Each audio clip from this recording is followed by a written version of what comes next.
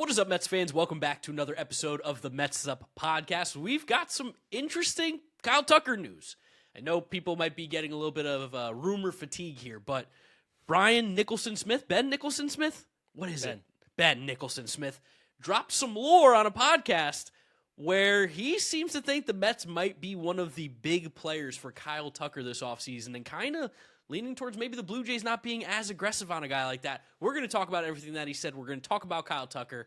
Welcome back to another Kyle Tucker episode. Thank you guys for watching. Thank you for listening. Make sure you are subscribed to the Mets'd podcast over on YouTube. We do appreciate you. If you're listening to us, Apple Podcasts, Spotify, Google, drop us a rating, drop us a review, download, and subscribe. Apologies if there's any audio troubles. We're on a new platform right now where we're doing our uploading, so just bear with us as we get that going. YouTube, though, crisp as always. James, you sent me this tweet. How'd you feel when you saw this news?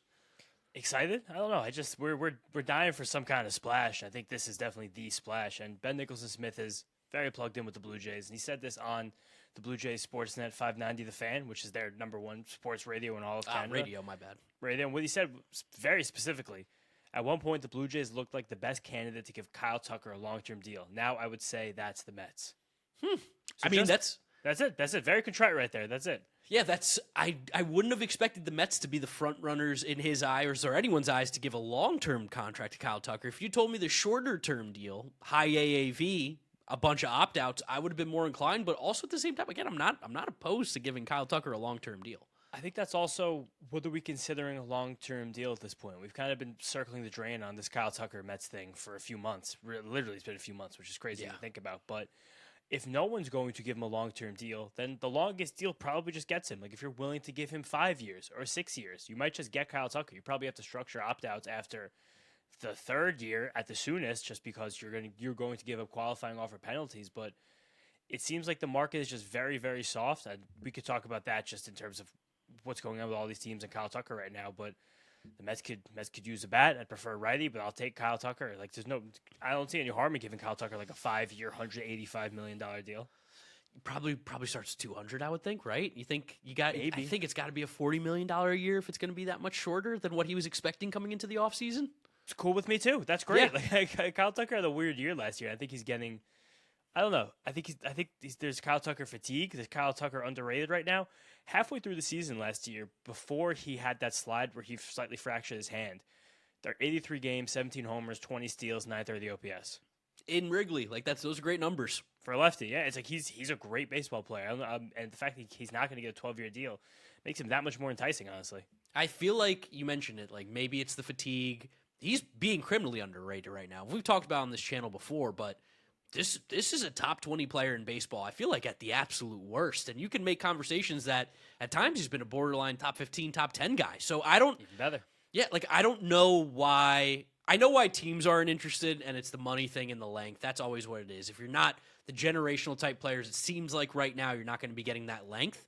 But at the same time, like, this dude in this Mets lineup would do absolute wonders. I know it'd be like a little left-handed heavy, but at the same time, don't really care. Kyle Tucker's that good.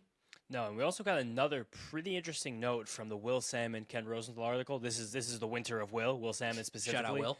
Shout out Will. So if you guys have not been reading every single word that Will Sammon is writing on The Athletic this winter, like, you're missing out because he's on top of everything. But another, again, strange line about this perception that Kyle Tucker is not exactly in love with the game of baseball. Or not that he's not in love with the game of baseball, just the fact he doesn't really want the spotlight. It was about a link between Kyle Tucker and the Dodgers. Yes. Tucker on, say, a 4-year deal with opt-outs and a massive AAV would be a classic Andrew Friedman ad. Andrew Friedman, the Dodgers' president of baseball operations. The idea also might appeal to Tucker's low-key personality.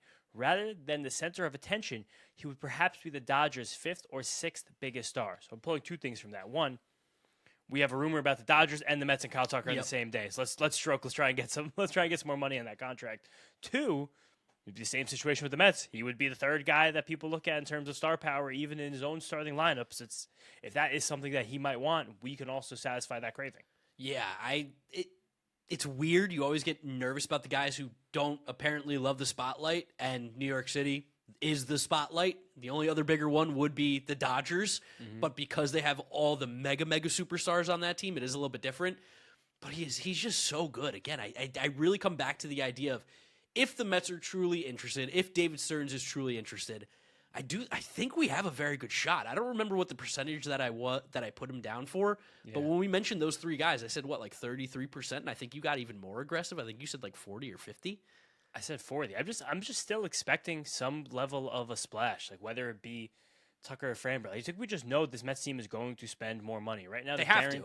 Like right now, the guaranteed players on the roster are only set to make $244 million. And we have all the arbitration guys that will get added into that. We have the dead money from Nimmo, Jeff, Frankie Montas, which comes out to another like $30 million. But there's money to add. Like I don't really expect to go into the season under $300 million. And this, of course, will put us way over $300 million. But ever since Steve Cohen bought the team, we've been a top 3 payroll team. Like I don't see that. I don't see that stopping, and there's so many players available, him being the best one, the contract coming closer to where the Mets want to live. Like it just seems like it's kind of working out that way a little bit. It also feels like the longer we wait, it's gonna reach a price point that the Mets are gonna like. It's also gonna reach a price point that the Dodgers are gonna like. So then they'll go bidding. Yeah, they'll go bidding against each other again at some point. But as every day ticks closer and closer to spring training, it does point more, I feel like, in the Mets' favor to bring in a guy like Kyle Tucker. And the idea of having a 1-2-3 in this lineup of being Lindor, Soto, and Tucker, that's arguably one of the best 1-2-3s in baseball. Oh, definitely. And again, is this a pipe dream right now?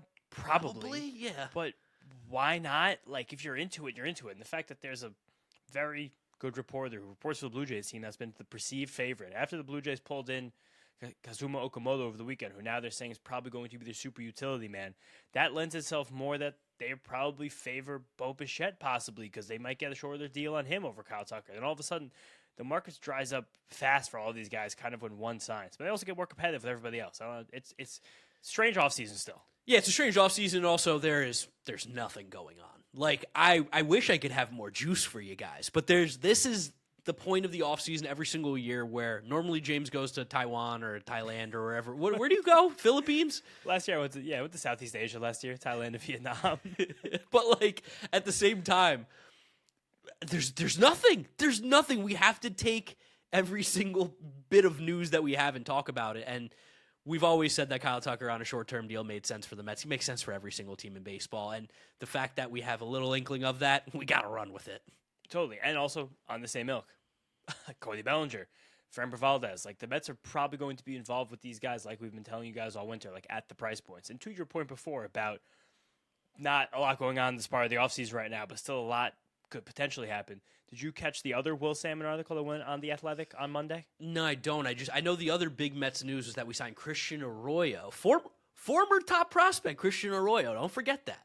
Yeah, bro, the parade starts now. Christian Arroyo, going to be an unbelievable shortstop at Syracuse. But it was a mailbag article from Will and Tim Britton. Oh, okay. And it was a lot about the chaos of the Mets right now. The first question was about the political climate in the clubhouse. And there were questions about, is this a reset year? And there was another big question, something we've kind of alluded to in the past. This comes from Rob S. Steve Cohen was sold to us as a lifetime fan of the Mets, but specifically losing someone like Pete Alonso's enormous gut punch has actually turned my children off from the team. There's no way to argue that team will be better without Pete, at least for the next 3 or 4 seasons. Why did the Mets, specifically Cohen, not value Pete? And Tim went into a bit of a diatribe about the fact that Steve wasn't exactly the biggest Met fan growing up. Yeah. It was more of Alex. Steve, kind of a looser baseball fan, Yankees, Knicks, like that kind of thing. I thought that was interesting. An interesting little tie-in article like this. Lots of good tidbits in this article. So also one being like, do you think it's realistic that we can get Framber Valdez or Ranger Suarez to a long-term deal? And Will Sammon goes, a long deal for Valdez or Suarez? I don't see that happening. Yeah, like what? That's one thing to talk about too. Is again the obsession with Mets fans and the starting pitching. And again, we know what happened. It would be tone deaf for us to think that starting pitching wasn't a major reason why we didn't make the playoffs last year. But again, doesn't mean we should go crazy and give Framber Valdez a contract that you're going to regret. Definitely doesn't mean we should go crazy and give Ranger Suarez a contract that we should go get. Unfortunately for the players, the teams have all the leverage in the current climate of the free agent market right now. Like, the teams don't have to sign you. You need to sign with a team in order to get paid U.S. currency next year. The longer they wait, the less power that these guys have. Like, there's no reason for the Mets to jump the gun. We know Framber Valdez is going to be good next year. We know Ranger Suarez is going to be good next year. We even have an inkling that a guy that the Mets missed out on that we haven't talked about on here yet, Tatsuya Yamai, was probably going to be pretty good. Better than what the Mets had last season. Yes. But at the same time, it's about the contract, what it looks like in the future, and there's just bigger plans for this team, I think. Possibly even true with Kazuma Okamoto. I keep getting confused because we talk about these things in the wind-up. I know. haven't done a Mets stuff in like a week since then. It's been a full, almost 8 or 9 days since we recorded, I think, an episode for Mets'd because we did a lot before the new year. All the Japanese players are moving on what looked like very, very attainable contracts. Like Imai's was dirt cheap. Okamoto's is going to end up being cheap. Murakami was basically nothing. That was a coin flip at that point. These contracts also kind of tells you where the rest of baseball fell for these guys, too. This isn't just the Mets being anti-them or being afraid to give out the money for these guys. Totally. Especially a guy like Imai, where he theoretically signed a 1-year, $17 million contract. It can go up to $21 million with his what's it called? I can't remember the word. Escalators? Escalators, incentives for throwing more innings, or he can opt back in if he doesn't do that, and it could be a max 3-year, $63 million contract. That's like Taiwan Walker money. That's less than Luis Severino got, again. It's From AAV, a team that doesn't spend money.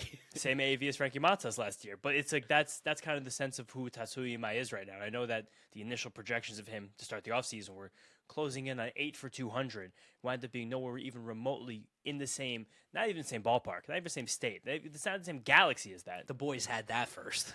Yeah, we did, but even still, even up to the last week, I was like, he probably still gets 4 or 5 year deal. Yes, that part's fair. And maybe other teams were in on Imai, but the fact that the Astros offered him the opportunity to go into the free market 1 year later, maybe that was the deciding factor. But also, we kind of had reports that Mets didn't even seem kind of interested. Yankees didn't even seem kind of interested. 2 teams that could really use a starting pitcher with a modicum of upside and a nice floor. Along with all the other teams in Major League Baseball that could use starting pitching. Every single team. The other thing that happens as part of the offseason is that the guys with the qualifying offers are just stuck in the mud. I know Bellinger and Bregman don't have them, but everybody else, it's just wow, these teams do not want to sacrifice the asset, the draft pick, the international slot pool money, especially the teams like the Mets. They're going to be over the luxury tax because you get a sharper penalty. It's just slow right now. It's really slow. So slow. It is an absolute slog. Is there anything that people can look forward to? Do we have anything? Well, I mean, we got Bill Madden. That's true. Bill Madden did tell us, because one of the aggregators have been on fire this week. I'll tip the cap. Oh, offseason. Some of the best slop that I've seen in a really long time. We got one comparing the Mets and the Yankees and be like, I think the Mets might actually be better than the Yankees. And everyone's like, who cares? It doesn't matter. They don't compete with each other. But Bill Madden quote tweeted about the rosters, and it was like, this Mets team's not too far off from being better than the Yankees. And he said something like, what, stay tuned? Stay tuned. Yeah, which Bill Madden's been early and right to basically every massive piece of news in the Mets world, the last 2 or 3 years. When no one else has leaks, this is kind of what winds up happening. But again, I can't lose the fact in my mind that the Mets are going to do things. The Mets are going to. They have to. And again, I think they will. I think there's a lot of Mets fans right now that kind of want to be doomy and gloomy, and that's fair. For sure. Everyone can do whatever they want. That's okay. But there's so many free agents on the market right now. What's really cool about what's going on right now is that if you are doom and gloom, you can kind of forget about the Mets for a week or two and relax. But and, not this podcast. Not this podcast. You always listen to us, of course. But you theoretically probably could turn off your Mets brain except for the Mets the podcast for about 2 weeks, and you wouldn't miss anything. I don't think. Again, you'd be missing Christian Arroyo getting signed. No, and we're not even getting the depth bullpen signings right now. No, we still have a very incomplete bullpen. This is traditionally a slow week because this is the last week of arbitration figures being exchanged. So this probably is a week where a little bit less than we often expect could be happening. But there's 100 projected WAR left on players in the free agent market right now. It's still quite a good class with a lot of impact players out there. And again, it still starts and ends with Kyle Tucker. At worst with Kyle Tucker, I really think the floor on a 5-year deal for Kyle Tucker is 30% better than league average with the bat. It's a 5-win player and a slightly below average defender. Yeah, probably. Honestly, he was a 5-win player last year, and he wasn't even that good for half of the season. And he missed 3 weeks due to injury. 2 years ago, he was a 5-win player. He was a 4-win player. He only played 78 games. This is, I don't know. I think the world's overthinking Kyle Tucker a tiny bit right now. This is the weird spot where, we love Exavilo, we love Baseball Savant, we love seeing that stuff, and I think it's good. But at times, for a guy who, I don't think Kyle Tucker does anything bad, right? There's no real bad numbers from Kyle Tucker. He just might not have the elite stuff that you see. but the numbers have just been good year in and year out. It is strange that his bat speed has drifted. Like, it's just not elite. Like, you want to see elite bat speed. Like, it's kind of oscillated between, like, 71.5 and 72.5 for the last few years. You'd like to see that be better. We also know that can change. The Blue Jays just did it. They took the corpse of George Springer's body, and he just all of a sudden became an elite hitter again. I think Kyle Tucker's played most of last year injured. He said that. Like, he got crap the year before because he didn't play through what was a bit of a we don't know how bad that the Astros are weird with that stuff. Yeah, too. It seemed like a ticky-tack injury, a hairline fracture in his shin. We don't really know. And then last year, he had again, another, I don't know why this guy keeps getting hairline fractures. But maybe that's the scare. Maybe that's the problem. Not enough milk. On the slide to second base, a hairline fracture in the top of his hand. And he didn't hit a home run for like months after, again, he was on almost a 40 home run pace in a difficult park for left-handed hitters to home run. Off of the year before, when through the first half of the season, he was on a 40 home run pace. Maybe he just got a lot better and we didn't realize because of weird circumstances the last 2 years. Like it'd be such a steal to get him again, like a 5 for 200. It would be, and again, he could play the outfield for a few years. You want to pick up a first baseman's mitt in 2 years? Do that. We know he has. Yeah, it doesn't. He did a lot through the minors. He did in 2019 for a little while. Like there's also, does he play left field or right field again? I don't care. Who cares? Doesn't matter. Doesn't matter. He can play left. He's definitely good enough to do it. I don't think Soto is good enough to play left, but it's just. Oh God, I need some juice right now. I need some action from this Mets team. I want some signings. I'm trusting the process, but man, I want something to go down. Even that rumor that went out about the Yankees and Edward Cabrera, that people were like obsessed with that for 8 hours. And Craig Mish, Marlins beat writer, was like, it's not even close to happening. What are you guys talking about? It's like, no, this is not going on. It's just the baseball world is starved for news, and I can't wait for the conversations from people like we need a free agent deadline, all the nonsense rumors and takes that are going to come out. No, bad. Can't do that to the players. They will literally never make any money. No, and again, just go back to this. Everyone should read again both these Will Sammon articles. This one with Tim Britton. Maybe we got to get Will on. Maybe this is what we do. See if we can get Will on this week. Love to reach out to Will and see if we can get him on here. Do you think Stearns and Cohen see 2026 as a transition year for Marquez? And Tim goes, on the day he was introduced as the Mets president of baseball operations, October 2023, Stearns said, I don't know that I would ever say that year here should be a reset year. I think that's a good reminder for all of us. Yes. Just because we still have Juan Soto, Francisco Lindor, and then Tim expanded. Would look like it would be a reset year in 2024, ended with the team's best season in the last decade. This is a changing of the guard season, but one the Mets still feel should include postseason play. Yeah. That is where we're at. I totally think that. I don't know where people have gotten the idea that the Mets are not interested in being in the postseason and not trying to be a postseason team. That seemingly came out of nowhere, and I got to assume it's coming from the mutants on a WFAN. Yeah, I was going to say, I think that's fully Joe Beningo doing that right It's now. Gotta shout out Joe Beningo, though. I mean, the guy was like an insane caller who became a radio host. I love Joe Beningo. Joe Beningo got me through my maybe not the best guy. No, what? Maybe not the best guy, but okay, maybe not the best guy. That's not what I honestly, as a radio host, when I was like 23 years old delivering pizza, I was like, I love listening to Joe Beningo. Oh, he's an absolute. He's entertainment. He's entertainment to the fullest. Yeah, and there's just this. It's hard to get past this impatience though. Right now, you really just want something to happen. You really want something to be done. Like, what's like if you look at the regular figures of the Mets world right now, the things they've been tweeting recently is just sad. Maybe this is when we get back on the Mets'd Twitter and see what we can get away with right now. Yeah, start doing crazy stuff. Okay, want to plan a tweet on the podcast, see if people get in on the joke. What's something that we're gonna tweet in the next week? You come up with one, I'll come up with one.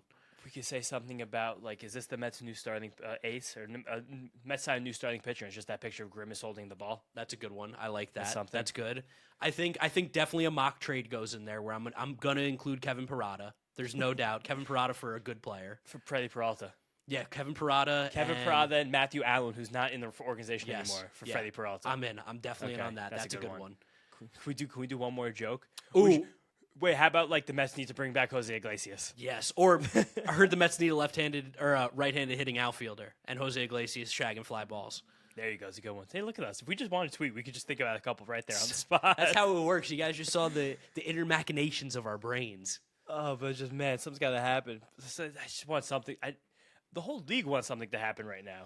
Just for some context, we're going to be putting out episodes. We have to. That's how this works. If you guys have any ideas for something creative and fun that you would like to see, tweet at us, hit us up on Instagram, let us know in the comment section. We're happy to get some maybe this is out of the park baseball week. Maybe that's what this is. That could be out of the park baseball week. Could be an idea for guests. If you guys have ideas for guests, let us know in the comments.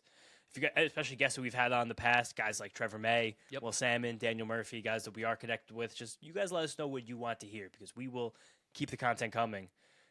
I don't know what's going to be.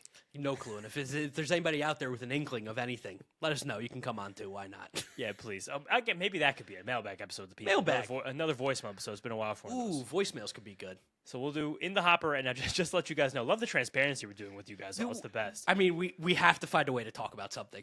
And pull up the new member shoutouts because we want to do those too. Got an insane amount. So many members. Thank you guys all so much for that. But just so probably a guest soon, an out of the park baseball.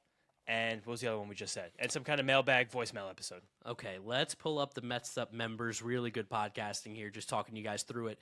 We got so many. Appreciate you guys. Remember, if you are a member, you get access to the videos early. And I know the Prospect one was just sitting for members only for forever. And which was your fault. That was my fault. I forgot to upload it. All right, let's see. The last update. When do you think we last read out members? It was definitely before the Prospect stuff. Okay, let's see. I'm trying to find. It's probably the 18 days ago, I think, was probably the last group. So we're going to go through. We're up to 80 members. Appreciate you guys. Shout out Reggie, Hank, M. Mione, John St. Clair, Daniel Godley, let's go Rangers, let's go Mets, Andrew Spagnolo, Michael Levinson, Road Castello, K Game, RXIDXL, Josue Reyes, Medi115, CC Cruiser, Ration's cousin. I got to make sure these are safe to say online. David Baumel, I Am Serious, Ghost Killer, nice shout out Ghostface Killer, LFGM, Colin Bryan, Joshua Margulies, Kevin Westfall, Wavify, Rec, you got in there, Rekia, Stimson Kyler, I think you got in the last one, but you're a legend, Coops, MZ8FY. Thank you guys all so much for being members. We really do appreciate it. And that's it. We got nothing else. There's nothing else we could talk about. No, that's it. We got 25 minutes out of it, though. And again, everyone, read those two Will Sammon articles. They're both gold. Well, I'll link them. I'll link them in the description. You guys can click those there if you want to read them. Shout out Will. There's no way you're going to link them in the description. We'll find out. We'll find out. And if we don't, I want to see comments. Apparently, I didn't link the Discord either last time, so I'll go down there. Never have. Yeah, I need reminders. That's it, guys. Subscribe, listen, follow James Shiano. Draft Neck Mark. We'll see you guys next time. Peace out. Peace out, guys. Let's go Mets.